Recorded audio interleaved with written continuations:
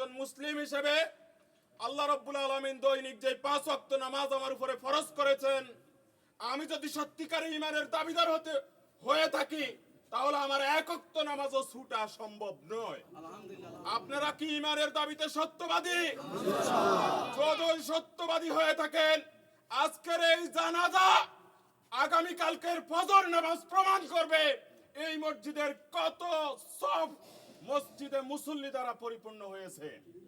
সুতরাং আপনাদের প্রতি অনুরোধ থাকবে, জানাজাতে আজকে 3 কাতার হলে জানাজা সম্পূর্ণ হয়ে যেত, জানাজার যেই হক সেই হক আদায় হয়ে যেত।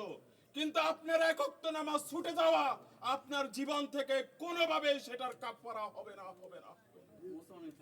তাই বিনয়ের সাথে অনুরোধ করব, আপনার মুসলমানের পরিচয় যাতে নামাজের মাধ্যমে হয়, আমরা যাতে নামাজি মুসলমান হতে পারি। আল্লাহ আমাদেরকে সেই তৌফিক দান করুন। আমিন।